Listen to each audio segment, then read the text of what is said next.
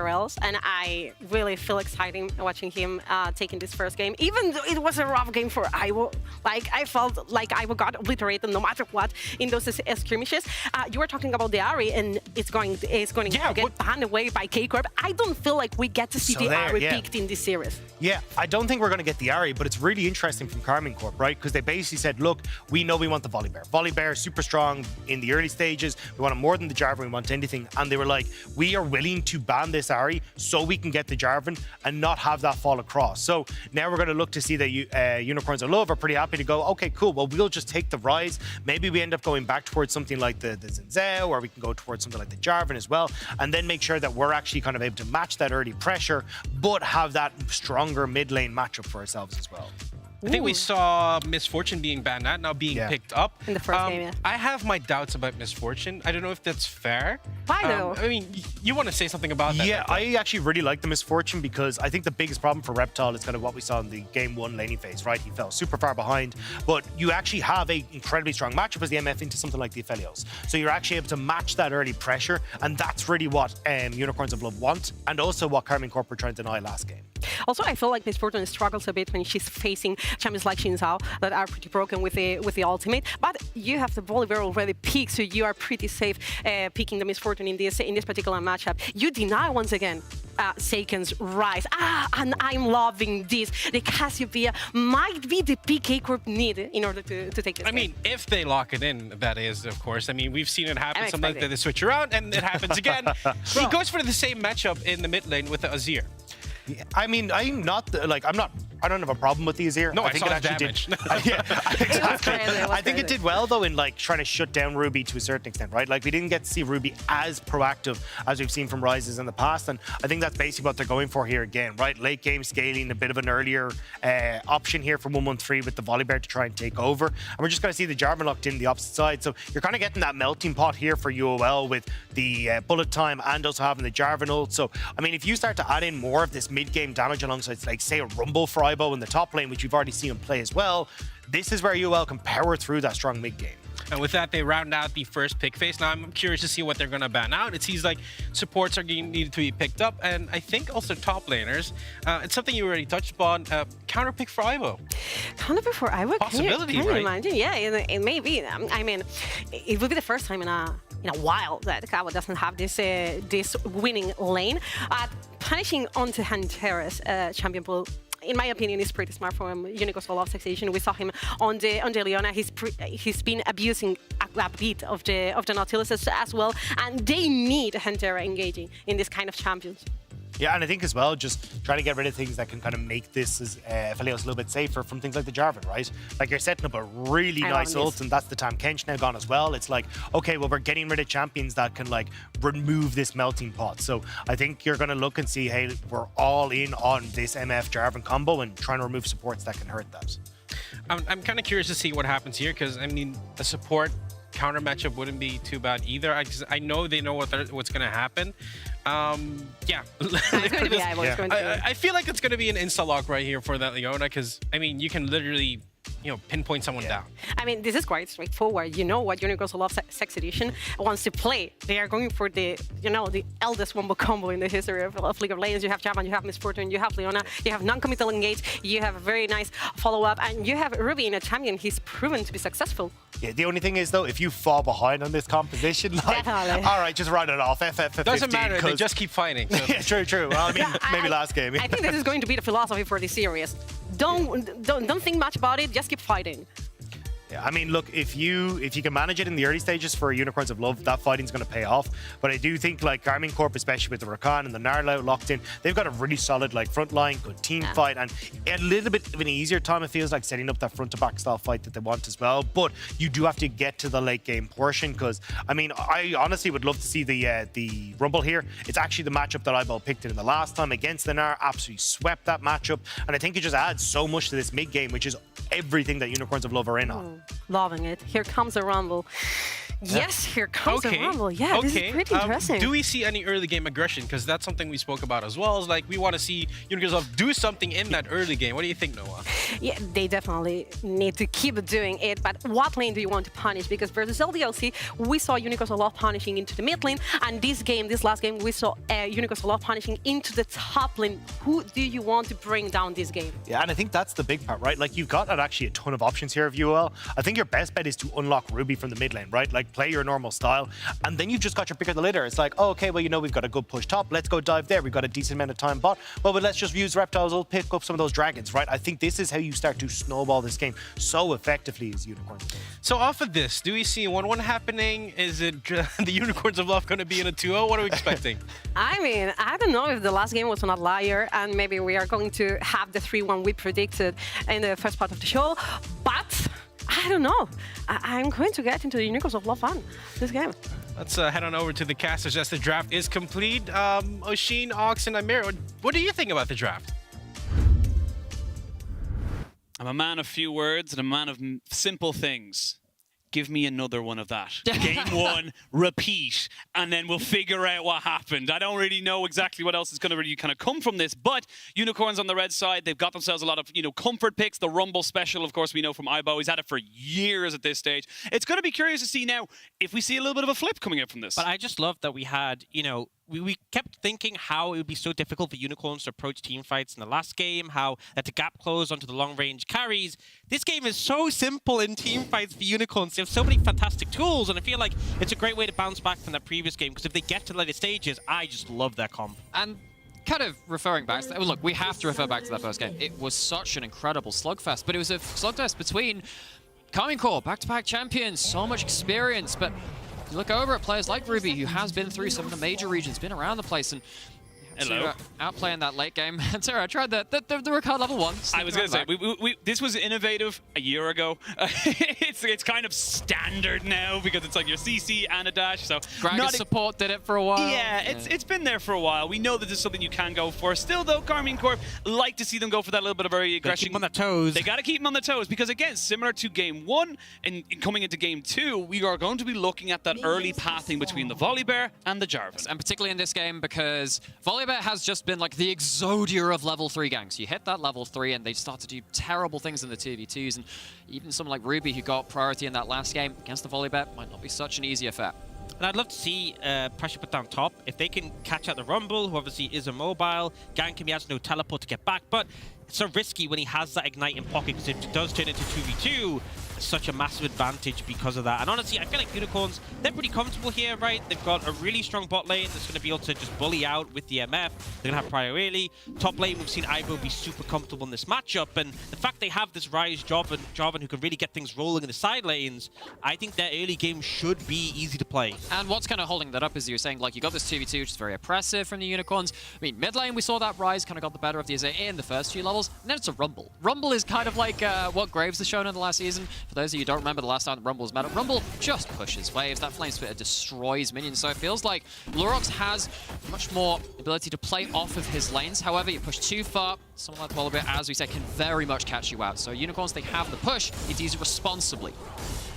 See if he's able to use it responsibly. I'm curious as well, Lorox going with the Summoner Spellbook as well. It's kind of been the meta change as such. We saw First Strike for a while. We've moved forward towards the Summoner Spellbook. That's a little bit of better scaling and kind of gives you a little bit of extra element of surprise. Yeah, the reason people first went for First Strike is because we lost like the Gore Drinker, Sterex, Jarvan with the Conqueror. We have a lot of AD, but I can talk about this later. We have 1-1-3 looking for that early gank. This is almost deja vu on the opposite side of this. You're going to get the flip up as well, the flash away from Ibo, but I don't know if he's going to be able to get away from this one here. Flash in, he won't get the stun just down yet, but it does not matter. Flame Spitter is not going to be enough. First blood going up to Karmine Corp. About that whole responsible part of pushing, this is something that we've seen so often with stuff like the Rumble top lane. You overpush and you die. It feels great shoving in the waves. It feels great taking hard trades, but as soon as that jungler falls, gets up there, it becomes so difficult. You don't have a teleport to bail this out. Horrible start for Unicorns. And critically, Lurox wasn't there, right? He was close, but the fact he's not there, able to turn around, means they can go for that gank, and now Ivo no TP, no flash available to him as well.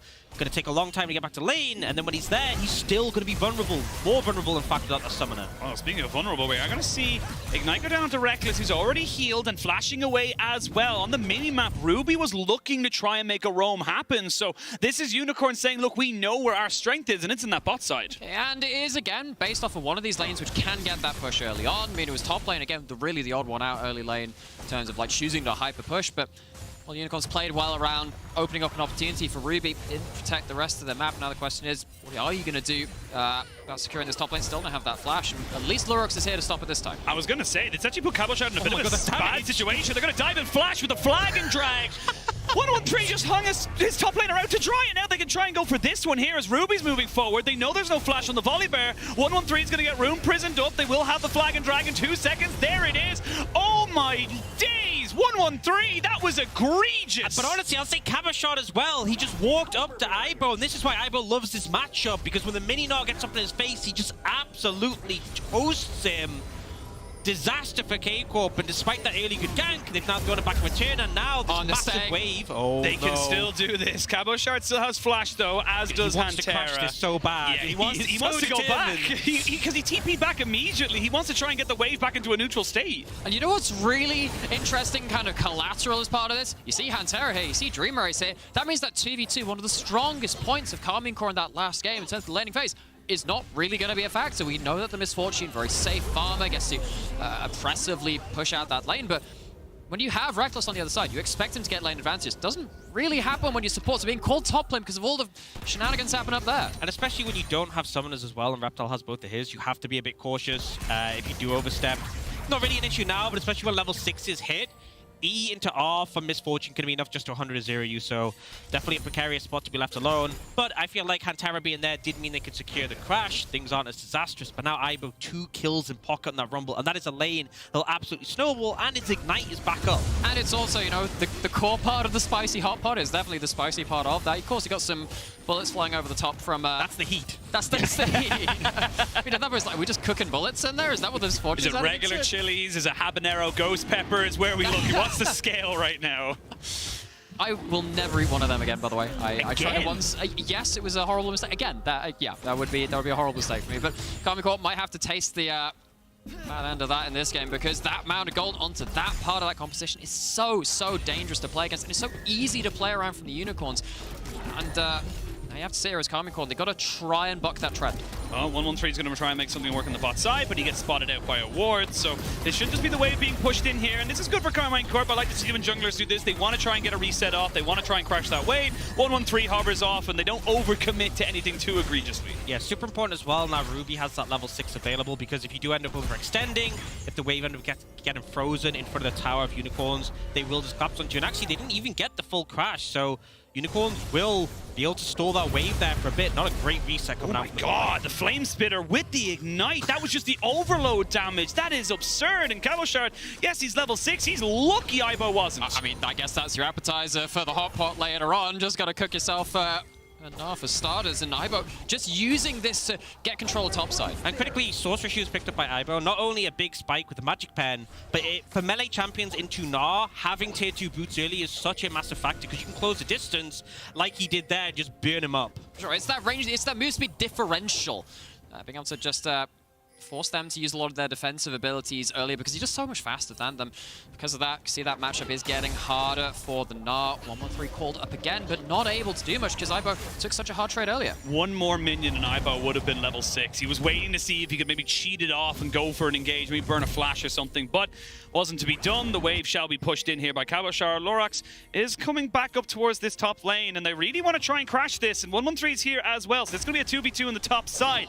Flash is available for both top laners. That's going to be a good ultimate to try and get the hop out of Cabochard. They're going to try and just buffer this one out and flash away, but now 113 is in a little bit of a precarious point. He's going to be getting pushed down and flashing underneath his own tower. This is the 2v2 combination. This is where they're going to be strongest. Yeah, the Ignite making all the difference there. Obviously, you don't have Ibo's here, but Lurox brings his, and then the Equalizer as well. Cabochard having just exhausted from being Mega, just perfect timing. And it feels like Lurox really has 113's number this game. This time, no, it does go to the top side with that Spellbook Ignite. We don't often see big power plays with this summoner, but it's nice to kind of see a little more visually used at that point. Now they're going towards this Herald. Don't have the equalizer. You're against that Stormbringer. I wonder if Unicorns are in a point of power to take this now. He haven't got Flash here on 113, and he does have his ultimate available to him. Cataclysm is there for Lorax as well. Seiken is here with Ruby, so it's a 3v2 for the moment. This Rift Herald takes a bit of time to take down for the moment, and yeah, they're just smiling when they see Dreamer Ace. This is just good moves from the side of Unicorns of Love. They recognize that they got people out earlier, and they know exactly what they can do. Yeah, critically, we actually saw Reptile moving up as well. That was a big difference maker there. The fact that they had both members of the bot lane moving meant K-Corp knew they couldn't go for that play. Well, the time bot side just to clear that wave, make sure no plates, no damage can go down. Oh, I missed the cannon. Unfortunate, Reptile. Unfortunate. But someone we got to talk about from that last game, someone who's had a fantastic series so far, has been Ruby on this, on the rise now, but basically has been one of the big shining lights for the Unicorns of Love Sexy Edition. A man who's coming in with so much power and presence and really starting to step up. And Ruby was really where a lot of the things started and ended in that last game. Of course, Dream Race on the board had some huge highlights with the Tempered Face, but Ruby got that early push, managed to make some plays top lane, managed to open up the map a little bit more, and then even on the Tank Rise, a build which has sometimes come under a bit of criticism because, it feels like you're just kind of present there and just an extra bag of HP for AD carries to pump DPS over. Did such a big job in those team fights, and seeing him on the rise again, looking to see how much he can reprise that performance in this game. Critically, it's also such a massive denial. I feel like so many times when I thought of Seiken, it has been with that pick, and the fact that they've managed to get it on Ruby twice in a row. And yeah, Seiken's answered with the Azir. He had a spectacular game in game one, but it still just wasn't enough. And this one, I feel like he's going to have to do even more because I just don't see how Reckless is going to be able to team fight when he is that immobile carry and you're up against, as we've talked about extensively, so many tools to shut you down. This kind of feels like, oh, we're up against Reckless? Oh, I have a plan for that. The big thing as well, I love how you mentioned as well for Seiken, it's just like, oh, he did so much damage and it wasn't enough. 58,000! 58,000 damage! A lot. Exactly. We were talking about it. It's one of those games you see on Reddit where it's just like, how did I lose? How did I not win this game? And it just is, it's how it is sometimes. But talking about that, though, that was a game where it should have been a lot easier to deal damage. Yeah, you're into that Jin Zhao ultimate. That can make it a little bit hard fighting from that extreme range, but this time we could draw over the entire screen and say you can't walk here, you can't walk here, you can't walk here because you got the Misfortune or the Rubble, so many different things to block off different areas to fight in, and we might see that around the Dragon. Let's see how much damage these Karmine carries can do against this Wombo. Big to note as well, Carboshard has TP, whereas Ivo does not. It looks like Karmine Corp should be able to take this one out. Lorax wants to go for a steal, doesn't feel like he's confident enough at the moment. Dreamer Ace walks a little bit too far forward. They're trying to burn down the support, and they should be able to do it. Never mind, he flashes away, and they're able to use the Serena Struffle, but it's the jungler going down. Look at Ruby just machine gunning now onto Seiken on Hantera. Hantera runs one way, Seiken the other. Ibo just keeps Gnar away from the fight, and that's going to be key. And that's a critical thing, right? So much false confidence for K-Corp. Oh, he caught him! That's a spicy meatball. That's going to be Ruby picking up another one. And Unicorns of Love, they're going from strength to strength. Yeah, I mean, K-Corp, they got the Dragon because they knew they had the TP advantage. No TP on Ibo meant that they had that backing them up. But then suddenly Ibo started skirmishing with the Gnar, and the false confidence from K-Corp, you can see they committed to Dream Race and then instantly regretted it, tried to get out and lost members as a result. You get one Dragon, but Karmine Corp, again, kind of harkening back to that last game and how they performed in groups. This is a team that is used to fighting from ahead. They're used to out-skirmish, used to getting these crazy early fights when they finally get their items on their carries, but feels like Unicorns are really pushing them in that area of the game, and I didn't expect that in this matchup. And I just feel like here, you saw them instantly dip to try and get out. Like, it was like they went in, and then we get the ult away from the volley bear instead of going further. They quickly knew that it wasn't an ideal situation, and we didn't see the AD carries move up for that one, but you did see in the picture-in-picture Reptile forcing the heal out of Reckless there with his ultimate. I will say, yes, it is looking like Reckless is kind of getting bullied out. He did lose his heal out on the bot side, but he is still going at, roughly the same in CS. So he's not losing as much as we probably thought he would, as we can see now. Carboshard, yeah, he needs to walk away. He will trade back fairly effectively and does have a couple of refillable potions in his back pockets. So, and I will say, with Ibo constantly roaming around, constantly looking for those fights, he is getting a bit of a CS lead himself. And this is kind of where those CS kind of points all kind of lead to. It's like, well, yeah, AD carries are kind of even, but that's kind of the cost of that. that is that your supports have to then be out on the map because it is in a 1v1 AD carry scenario. And Dream Race has been active, has been showing up to these fights. Saw that actually that first Herald fight, Dream Race was the reason that Karmine Corp peeled off in that fight just down there around Dragon. Dream Race was the one that really made the difference, even though it looked like they were picked off at the first point. But I have to see what can happen when these AD carries do come to the fort. Ibo. Yeah, I was going to say 1-1-3. Had flash available. If he does land that stun, that is Ibo dead. He does have an ultimate available to him, so should be able to clear this wave. No problem whatsoever. But 1-1-3 wants to try and maybe turn off this tower and just go for him. They're going to be able to lock him down, shut him out. And that's just good proactive play from Karmine. And normally diving a Rumble is a very hard thing to do. So much damage, but doesn't have a stopwatch. And Volibear turns off the towers. Easy as you like. It just lets you cheat it, right? You don't even need the wave. You can't even deal with him if he's going to clear it out. You can just dive as easy as that. And we do get a response on the other side from the Unicorns, applying some pressure here. But K-Corp doing a pretty solid job there. I will say a big pivotal thing is the fact that they got that dragon, because I feel like Unicorns comp in the mid game is so hard to deal with. A lot of these champions, the flat penetration for the Rumble, the 2-item spike for the Rise when he feels super bulky, the MF as well, and that Eclipse Mana Immune spike. This is where they're so powerful, and the fact that K-Corp has delayed the potential soul is instrumental. They don't necessarily have to fight this dragon in a minute 45 if they don't want to. That's the big thing. It gives them 5 minutes. It gives you an extra bit of time to maybe get another half item onto your Zir, to get up to maybe 2.5, 3 items onto your Aphelios, and then you're looking to try and out-team fight the fight. Okay, but counterpoint, they're still going to fight really difficult fights in mid-game. So yes, it's kind of like that lifeline if you make it through steps, 2 through 4. When you get to that 5th stage, maybe at that point, gets a bit easier. You got to get there. And one thing I'll say is I think K-Corp should really choose their fights around summoners. I think critically as well for Reckless. If he has flash or doesn't, that is make or break. It's going to be huge. Yeah, remember how important the second Herald was last time? We talked about those mid lane turrets being so important. So, again, setting up for a larger confrontation here. They've got a TP on Ruby, and it's already been unleashed, so they can TP anywhere they want. Here we go. It's going straight to the ward. Rift Herald down to 3,000. They can just take this one here, but it's going to be a bit of a smite fight right now. They haven't gotten it fully down. There they go. So, Karmine Corp, they thought about it. They're waiting for a mistake, but like you mentioned, Ox, very difficult to fight into this Unicorns of Love side. Sorry, he just walks up and exhausts him. Spellbook flex. I don't need this. But I'll say that K-Corp at least forced a TP out from Ruby, and when it comes to answering side lanes, Ivo can't really do that because he doesn't have the TP himself. It kind of will be on Ruby, and that will be a bit problematic later on as Gnar starts to scale up into a bit of a side lane threat, that it will be Ruby and not Ivo is able to answer, and that's a potential avenue for K-Corp to find advantages. There is obviously the bonus of Rumble just having such good long-range wave clear. If he feels like he's at the threat of the dive, if he's on the weak side of the map, he just puts that ult down and he clears out a wave. But of course, didn't work out that last time, but that's the theory of it. So Unicorns kind of resetting the map once more and trying to play around mid lane potentially. Oh, Dreamer 8's going to find a little bit of an engage here. Force the ultimate out of 1-1-3, so not going to have that for the Dragon, and I think this is going to go over to Unicorns uncontested. Yeah, not going to fight this one, which I think is the right call, but they might look to do something on the other side. Once again, looking for Ivo. The tower's low and Mega Gnar's there. Oh, Mega Gnar, he gets himself on. He's going to try and clear out the wave, and he should be able to do it. Seiken is tanking, but should be able to get himself out alive. Dragon has traded gold for power, and that's what they're going to go for. Okay, I know I said Rumble was hard to dive, but I mean, if you force that hard on me each time, it's a little bit more difficult. Of course, it isn't going towards the stopwatch. Rumble's built that less nowadays, and much more of a fan of building up just huge amounts of damage. What's the cost of this, though? You've lost yourself a Dragon, you lose yourself a mid lane out of turret, but they are avoiding the 5v5s, which we said would be a difficult thing in this point in time.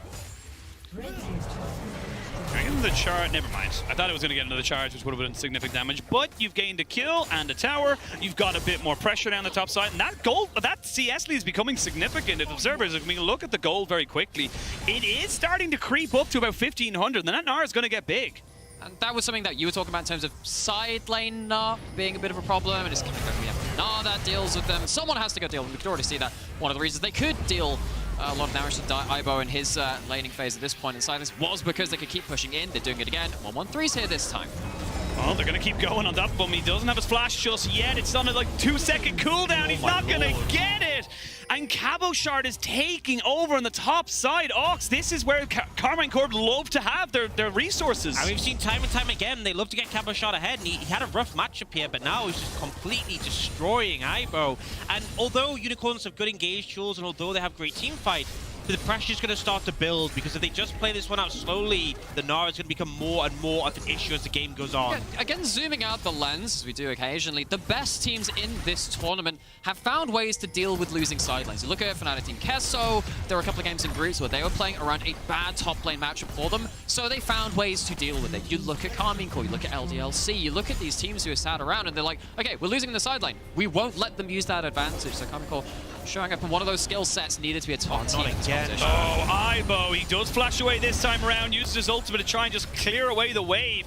As they're going to turn it off and kill him off. There's nothing he can really do here. And actually, I say that, he's almost surviving. They will trade it back finally. So it will be a 1-for-1, but they're just bullying in this top side. There's no cross map. Yeah, there's nothing coming from this.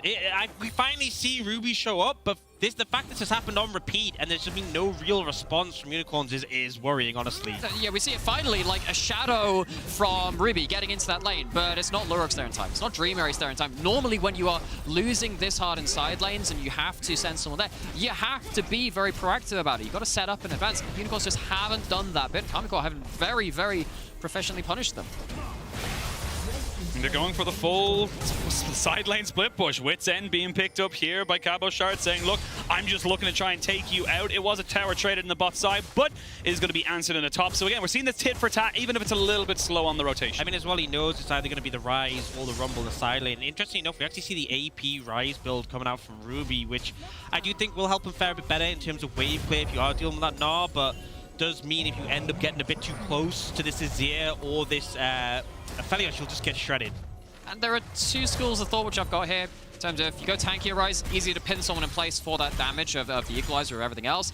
Go more damage though, and actually your front line is effectively the Equalizer. The Equalizer's down is like, hey, I don't need to be tanky. They're running away already. That's kind of your ability to play forward, but we'd be choosing to go the higher risk route. Coming up now, minute 30 until the next dragon spawns. We can see that 2-item spike we talked about for the Misfortune and the Rise. We are also getting close to a second item here for Ivo. It is going to be a very strong point of power here for the side of Unicorns of Love Sexy Edition. It's going to be how Karmine Corp play around that. Yeah, I mean, we have to see how these AD carries actually interact. They've basically done nothing this game so far. Yeah, actually, they're like dead even in farm, and other than that one ult that Reptile did to force the heal from Nexus, they've just been farming up. I do feel like this is one of those situations where a lot of summoners available for K-Corp. I do feel like if we're going into a situation where they have their sums up, with a lot of sums up on both sides even, I think K-Corp can be more happy with that. And I think you're going to at some point have to contest the Dragon. It's a lot less risky to contest the third rather than the fourth. Yeah, I mean, if you got that flash get out of the Cataclysm, out of that Equalizer, it definitely gives you an extra foothold in these fights. But the game's slowed down a fair amount. Starting to see towers starting to fall, the map's starting to even up a bit.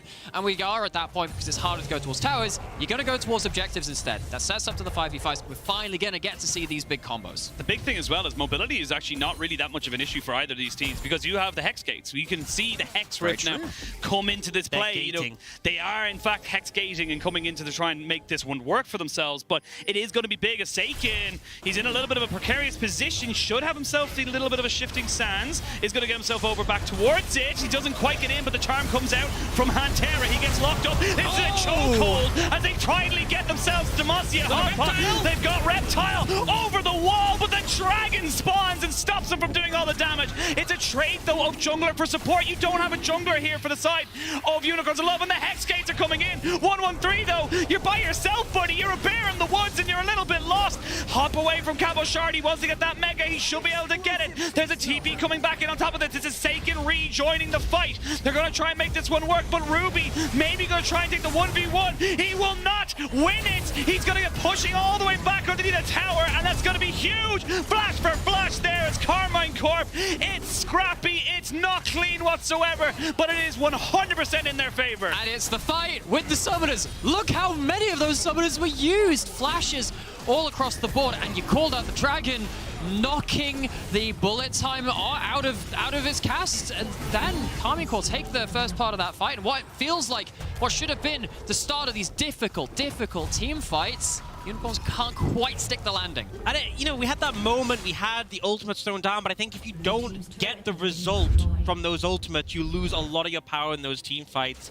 And you know, it looks like a decent arrangement. They burn a lot of the mobility from Saken, and Lorax thinks, okay, I can now go, but he holds off for a little bit until he gets 3 members in with the equalizer, and then it's, as you said, this bullet time interrupted by the Dragon. He would have killed Seiken. He 100%. wouldn't have been able to TP back in.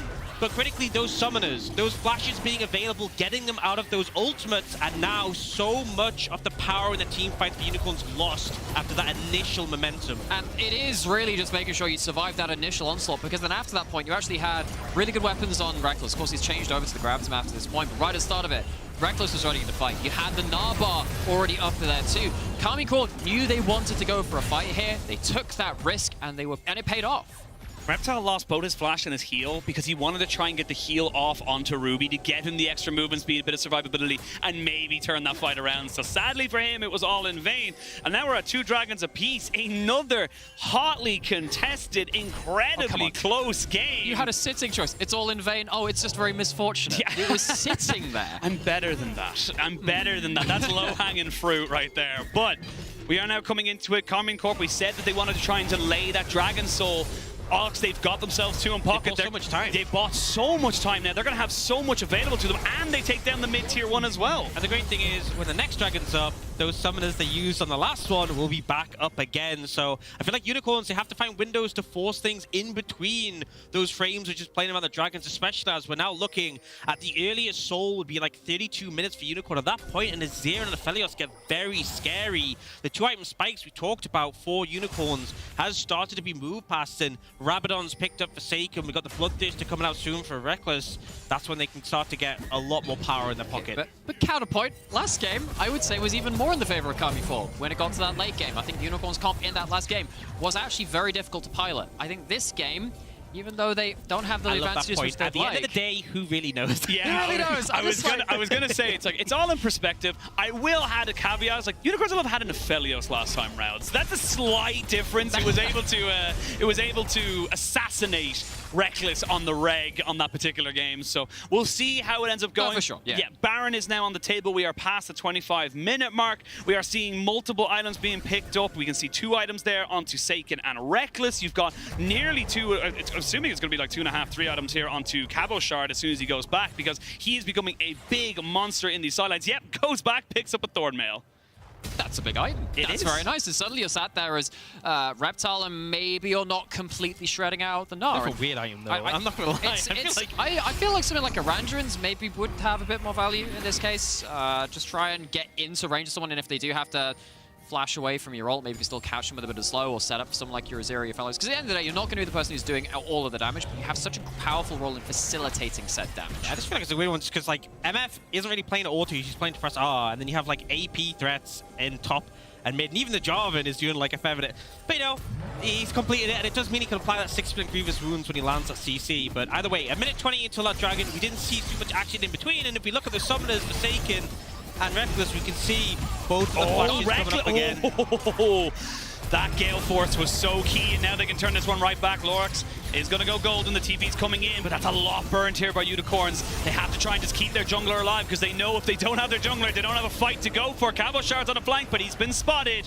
He knows he's not going to get the Mega out in time, and he's probably just going to have to play keep away. And actually, Karmine Corp doing a really good job of just threatening the CC onto Reptile. They're not making it easy for that. Reckless still has flash and still has heal. They're going to get flashed on top of him. The bullet time is good. Can he get himself out? No, he can't! And that's Pantera getting down alongside his AD carry, but now Unicorns have low. They might not care for the Dragon at all. They might turn for the Baron. And what they've done is they just picked apart Karmine Corp the moment they showed that opening in the armor. They broke open that phalanx. They punished them on the overforce in mid lane. They just didn't expect the Rumble to be there. Oh, now Ruby almost takes down 113. They're already on the Baron. It is a relatively slow one. Low. They are going to get pretty low from this one, and Seiken's still massive. You've got to be very careful here as he gets in on behind the rise. He will go golden. The Solar Flare does not land. It's going to force out the ultimate from the body. Look at the damage. The Gnar is going into the wall, but the damage is just not quite there. It's dudes take down 2, and these health bars are so low. What started off so brightly for Unicorns ends in despair, and Karmine Corp hold on. And now there's an Azir up with the jungler. They can just start up the Baron. Unicorns, they found the fight, but then they flub it. And what a great series this has been. We're only 1.5 games in, but we're already seeing these back and forth, late game decision-making, heat of the moment decided games. And I go back to one of said decisions, which is where this started off really, or just after. Karmine Corp potentially caught Unicorns on the retreat, but then Unicorns turned it right back around them, and it is just a series of oversteps on both sides. It's just a lot of overconfidence from the side of K-Corp, feeling like, okay, we have spread out wide, and then they find Reckless, but the response here, Unicorns had lost so much health already, took more damage from the Baron, and then the Azir in a prime position to deal DPS. But we don't have time for replays in this series. No, we do not. The Dragon was taken by Unicorns, puts him on the soul point. We are going to see Lorax going golden just to today and take a little bit more time off of that Baron push, but it is Karmine Corp still having a 4v5. And it is actually, so the jungler's dead. Wow, you can go towards Dragon, except Dragon's already down. Soul point for Unicorns, but now with that numbers disadvantage, can you even defend the push? Last time you had so much wave clear. They had the Aphelios last game. Still trying to go for something. Ibo thought he maybe found Seiken there. They have got some pretty decent wave clear here. They've got, actually, Reckless isn't here. This is a 4v4. Reckless is playing PvE. Yeah, this is such a side lane. Reckless, the double lift the salty split push AD. Yeah, but I mean, they don't really need him. And critically, Ibo didn't really pick the right target there. The Azir going to be able to dash away and has the flash as well. So now they get that bot lane tier 2. They get the top lane tier 2. Looking to get mid as well. They're just slamming the structures of Unicorns and just establishing a humongous gold lead. And if you remember back to the early game of game 1, it was they knew they needed to make a play, didn't quite know how to make it happen. That's how it came across to us. Feels like the same situation here. When a Baron buff is in, you normally want to break open the split map, punish one of the sides of this very tightly balanced push, but they don't land the play. It's starting to fall apart on both sides now. And they've broken up in the base, and that's going to be Inhibitor exposed on the bot side. They may lose the mid lane Inhibitor as well. This could be it if they don't find something here. Lorx goes in on the flag and drag, but Reckless did have his trigger finger on the Gale Force. They're going to try and maybe get a little bit of damage here, and this is the combo, but it's not really working out. They're going onto the tanks. It's Cabo Shard and 113 soaking up absolutely everything. And Nightmare, they could just end the game here. Your combo's gone. The combo's gone, and they tried to be decisive, and they flubbed it at the end. They absolutely did, and Karmine Corp need no more excuses. They need no more chances. They will equal up the series 1-1. And this, in the grand words of every shoutcaster ever, is a series. It's absolutely annihilated them, and I feel like they punished the Rumble in the top lane. It had a good early start, but it wasn't enough. And then when it came to the team fights, the